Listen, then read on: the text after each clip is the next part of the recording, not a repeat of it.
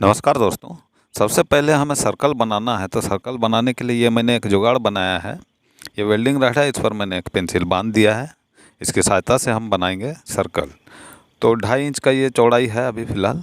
तो इसकी सहायता से हमारा जो सर्कल बनेगा वो 5 इंच का बनेगा। तो थोड़ा सा बड़ा हमें लोगो बनाने की आवश्यकता है, क्योंकि ये झारखंड का जो लोगो है काफ़ी छोटा छोटा बहुत सारी चीज़ हैं, तो बहुत छोटा ड्राइंग करने में काफ़ी दिक्कत होता है, खासकर दीवार में। इसलिए हम 15 इंच का एक लोगो बनाएंगे। तो ये सबसे पहला जो सर्कल है वो 5 इंच का, उसके बाद एक एक इंच करके हम बढ़ाते जाएंगे और अंतिम वाला थोड़ा सा लगभग 1.5 इंच के बराबर बढ़ाएंगे। तो ये मैं मार्किंग कर ले रहा हूँ, उस हिसाब से हम सर्कल बनाते जाएंगे। तो इस तरह का जुगाड़ बनाकर आप सर्कल बना सकते हैं। धागा से थोड़ा सा टेढ़ा मेढ़ा होने की संभावना रहती है, इसलिए इस तरह का अगर आप जुगाड़ बना सकते हैं तो ज़रूर बनाएं। तो अब हम सर्कल बनाते हैं। इसको आप अपने हिसाब से एडजस्ट कर सकते हैं, छोटा बड़ा जो भी करना है इससे आप आसानी से कर सकते हैं और वो अपने स्थान पर फिक्स रह जाता है। तो इस तरह से आप एक प्रकार टाइप का बना सकते हैं, जिसकी सहायता से आप बड़ा से बड़ा सर्कल बना सकते हैं। तो ये हमारा 15 इंच का सर्कल बनकर रेडी है। तो मैंने एक यहाँ पर एक प्रिंट आउट निकाला हुआ है झारखंड के लोगों का, तो उसकी सहायता से हम इस लोगों को बनाएंगे। तो यहाँ पर देख लीजिए, ये पहला जो सर्कल है जहाँ पर अशोक स्तंभ है वो ये वाला सर्कल हो गया। उसके बाद वाला ये है, और उसके बाद ये जो प्लस का फूल है वो ये है, और इसके बाद ये हाथियों का जो झुंड है चलते हुए वो ये वाला है। तो इसमें ग्रीन कलर है, तो इसको हमको पहले ग्रीन कलर करना होगा। आप फैब्रिक कलर का यूज कर सकते हैं अगर डिस्टेम्पर लगा कर काम कर रहे हैं। तो मैं एनामेल से काम कर रहा हूँ, वो इसलिए क्योंकि मुझे इसमें कुछ छाप कर भी आप लोगों को दिखाना है। तो ये सर्कल पहले हम बना लेते हैं। देखिए, ये हाथियों वाला सर्कल हो गया है। इसके बाद आप देखिए, ये जो पहला सर्कल है अशोक स्तंभ के पास वाला, उसका अभी चौड़ाई थोड़ा सा ज़्यादा है, जिसमें बिंदी लगा हुआ है छोटा छोटा। उसको मैं 8 नंबर के ब्रश से सिंगल ब्रश लाइनिंग कर रहा हूँ, यानी कि सर्कल बना रहा हूँ। ये 8 नंबर का लॉन्ग हेयर ब्रश है। तो आप चाहें तो अगर आपके पास 8 नंबर का ब्रश नहीं है तो आप डबल मार्किंग करके उसको उस पर रंग भर सकते हैं सर्कल के लिए। इसके बाद सबसे आउट वाला जो लाइन है, यहाँ मैं 6 नंबर का ब्रश यूज कर रहा हूँ और सिंगल ब्रश चला रहा हूँ, 6 नंबर का लॉन्ग हेयर। और ये 0 नंबर का ब्रश से ये एक सर्कल मैं यहाँ पर कर रहा हूँ।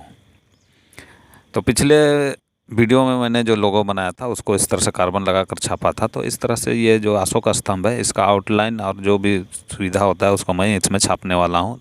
अगर दीवार चिकना हो तो आप ऐसा यूज कर सकते हैं, अन्यथा इस तरह से आप सिर्फ आउटलाइन कर सकते हैं। ये वाला जो तरीका है इसको आप सिर्फ चिकना दीवार में कर सकते हैं, कार्बन वाला तरीका। अन्यथा वो जो मैंने बताया था सिर्फ आउटलाइन करके उसके बाद आपको उसमें अपने हाथों से अपने आइडिया लगा कर काम करना होता है, और इसमें आपको ज़्यादा आइडिया लगाने की आवश्यकता नहीं पड़ती है, वो छप जाता है, उस पर सिर्फ ब्रश चलाने की आवश्यकता रहती है। तो ये जो अशोक स्तंभ है इसको थोड़ा सा ऊपर कर कर हम छापेंगे, क्योंकि नीचे में सत्यमेव जयते भी लिखा हुआ है, तो उसको भी लिखना होगा। तो इसको पूरा परफेक्ट तो नहीं बनाया जा सकता है दीवार में अच्छी तरह से, लेकिन दूर से लगना चाहिए अशोक स्तंभ है। तो जब आप आउटलाइन और थोड़ा बहुत मिलता जुलता स्केचिंग कर लेते हैं तो लगता है कि हाँ अशोक स्तंभ है। तो इस तरह से आप कार्बन का सहायता ले सकते हैं। ये आपका समय बचाता है, मार्किंग करने में जो समय लगता है उसको काफ़ी हद तक ये रिड्यूस कर देता है, इसलिए ये तरीका आप अपना सकते हैं। लेकिन इसके लिए आपको ये प्रिंट आउट चाहिए होगा, या फिर आप कागज़ में ही अपने घर पर बनाकर रख सकते हैं साइज का, और उसको कार्बन के द्वारा छाप सकते हैं। या फिर आप एक ड्राइंग शीट काट कर भी उस पर छाप सकते हैं, लेकिन उसके लिए आपको छापने के लिए एनामेल पेंट का ज़रूरत पड़ेगा, फैब्रिक से काम नहीं होगा उसमें। तो ये तरीका मुझे बहुत सुलभ लगता है, ये मार्किंग करने का समय हमें बचाता है मेरा। और अगर आप कर सकते हैं इस तरह से प्रिंट आउट निकाल कर तो ज़रूर करें, यह काफ़ी समय बचाता है। इस तरह से कठिन जो लोगो होता है उसका मार्किंग करने में थोड़ा समय लगता है, इसीलिए इस तरह से आप कार्बन की सहायता से आप छपाई कर सकते हैं जो बहुत ज़्यादा कठिन हो। अन्यथा फिर एक्सटेंसिल आप काट सकते हैं। तो उसके तो उसके लिए आपको घर पर मेहनत करना होगा। और एक्सटेंसिल आप तभी काट सकते हैं जब आपके पास ये सेम लोगो बहुत ज़्यादा बनाना है, कम से कम 4-5 जगह बनाना है, तो आप एक्सटेंसिल का भी सहयोग ले सकते हैं। और एक जगह के लिए एक्सटेंसिल पर मेहनत करने की जगह में आप डायरेक्ट दीवार पर ही मेहनत करें जहाँ पर काम कर रहे हैं। तो ये हो गया है अशोक स्तंभ। नीचे में मैं सत्यमेव जयते लिख रहा हूँ। अब मैं इस सर्कल को, जो ये पूरा लोगो है, इसको 8 बराबर भागों में बांटने वाला हूँ। 8 बराबर भागों में इसलिए मैं बांटने वाला हूँ क्योंकि यहाँ पर जो हाथियों की जो संख्या है वो सर्कल पर 24 है, तो उसको बराबर बराबर दूरी में बनाने के लिए मैं ये इसे 8 भाग में बांट रहा हूँ। तो इस तरह से ये 8 भाग में मैंने इसे बांट दिया है। तो यहाँ पर जो ये पहला भाग है, यहाँ पर 3 हाथी आएंगे, फिर दूसरे भाग में 3, इस तरह से 24 हाथी हो जाएंगे। प्लास के फूलों की भी संख्या 24 है। तो यहाँ पर मैं डायरेक्ट ब्रश से बनाकर दिखा रहा हूँ। पहले मैं 3 हाथी बनाकर दिखाऊंगा, उसके बाद हम इस पर एक एक्सटेंसिल की सहायता से छापना भी सीखेंगे। तो सेम साइज़ का आपको हाथी का जो एक्सटेंसिल काट कर रखना पड़ेगा। और आप चाहें तो पूरा सर्किल का हाथी काट कर रख सकते हैं, लेकिन उसमें दिक्कत क्या होगा कि ये जो छोटा छोटा एक्सटेंसिल होता है, ये बराबर लगते लगते वो फट भी सकता है, उसके बाद आपका मेहनत बेकार हो सकता है। इसलिए एक्सटेंसिल भी बनाना है तो 1 हाथी का और ज़्यादा से ज़्यादा 3 हाथी का आप एक्सटेंसिल बनाकर सर्कल में छाप सकते हैं। तो देखिए, ये मैंने एक हाथी बना लिया है डायरेक्ट ब्रश से। इस तरह से आपको बनाना है। यहाँ मैं एनामेल पेंट यूज कर रहा हूँ क्योंकि मुझे छाप कर भी दिखाना है, इसलिए मैं एनामेल का ही यूज कर रहा हूँ। अन्यथा दीवार पर काम करने के लिए फैब्रिक अच्छा रहता है, जल्दी काम हो जाता है।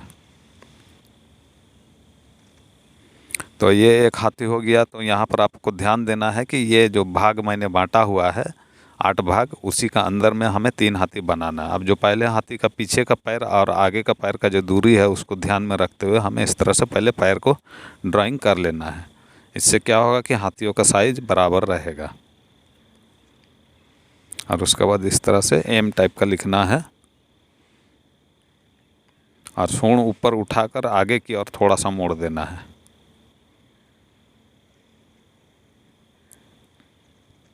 तो इस तरह से हमें ये 3 हाथी एक भाग में बनाना है, जो 8 भाग में हमने बांटा हुआ है। तो आप प्रत्येक भाग में अगर 3 होगा तो 8 या 24 हाथी बन जाएंगे। और प्लास का फूल भी 24 है, तो उसको भी उसी भाग में ही हमें, भाग के अंदर में ही बनाना है।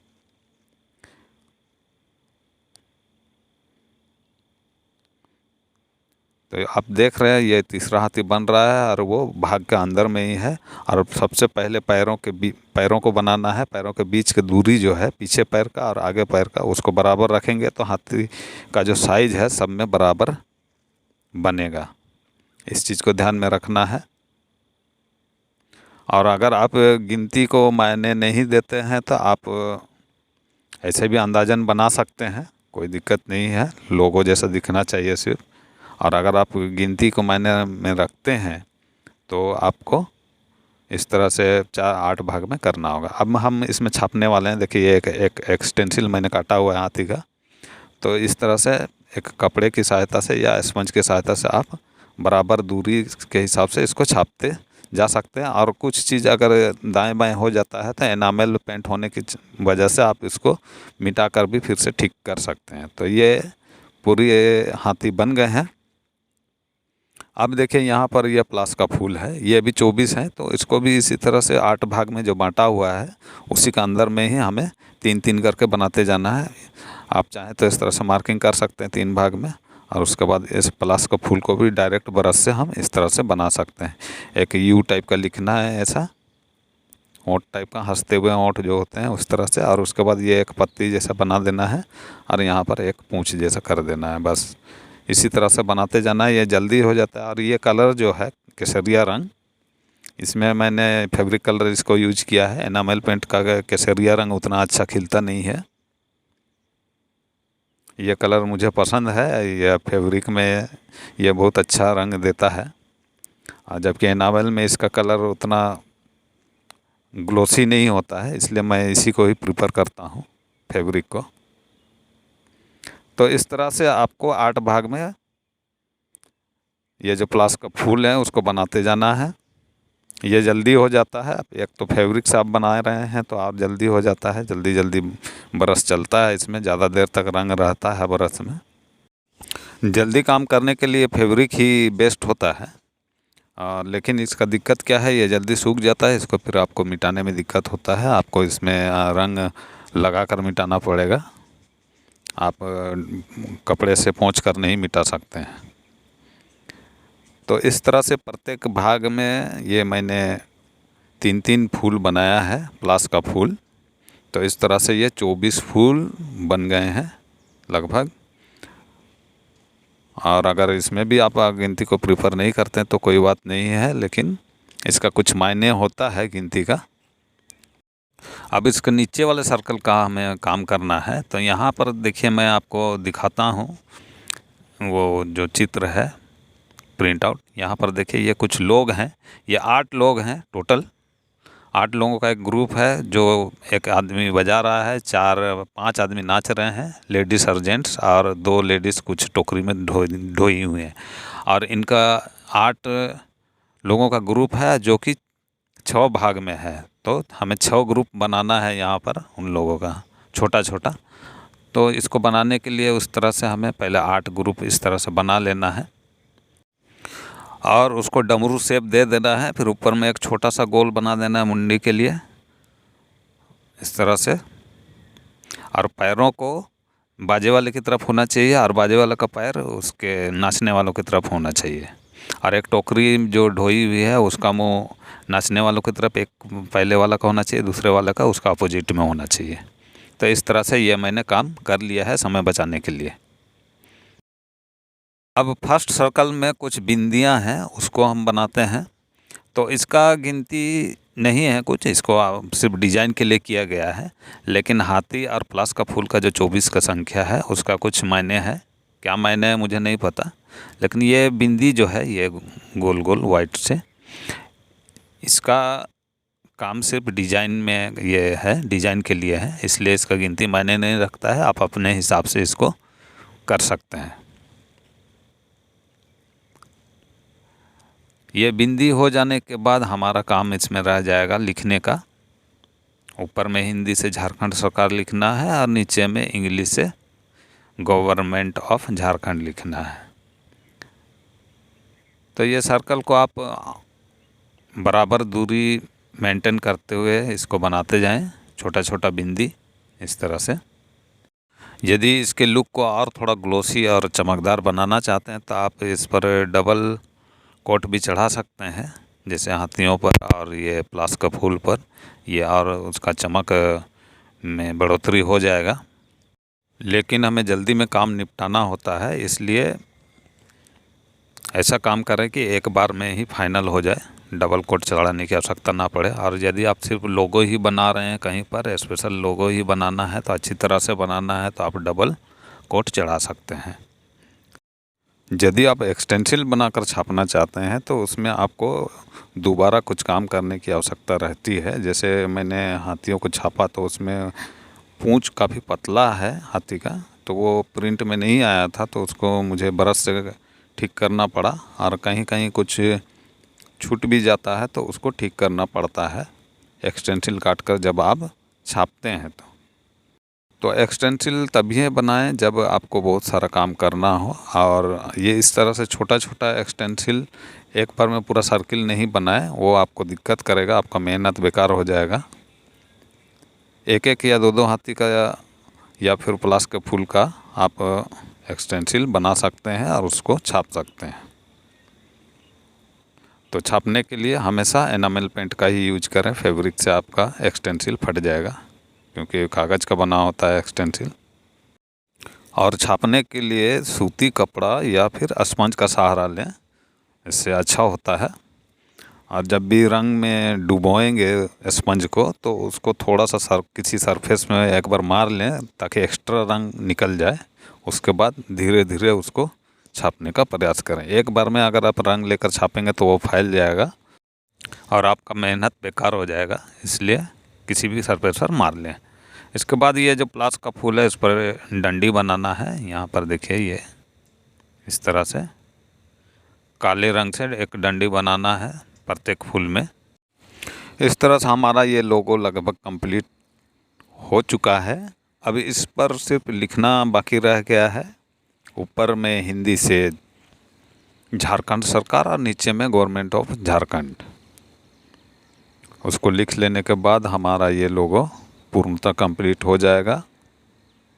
ये देखिए झारखंड सरकार, तो इसको सेंटर करना होगा इस तरह से। ये डा सेंटर में है, तो उस हिसाब से मार्किंग करके हमें इसको लिखना है। तो सेंटर का ध्यान रखेंगे, दाएं बाएं ना होने पाए। थोड़ा बहुत होगा भी तो चलेगा, लेकिन बहुत ज़्यादा नहीं होना चाहिए, इसलिए मार्किंग करके ही लिखना चाहिए। और लाइनिंग भी कर लें पेंसिल से हल्का हल्का, ताकि लाइनिंग का जो इस तरह का ये जो लाइनिंग है वो सीधा हो।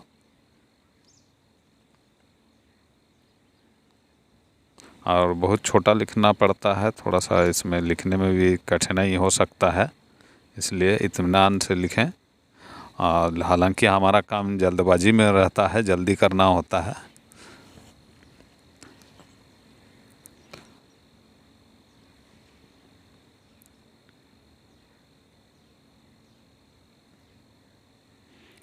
ये मैं 4 नंबर का ब्रश यूज कर रहा हूँ इस पर।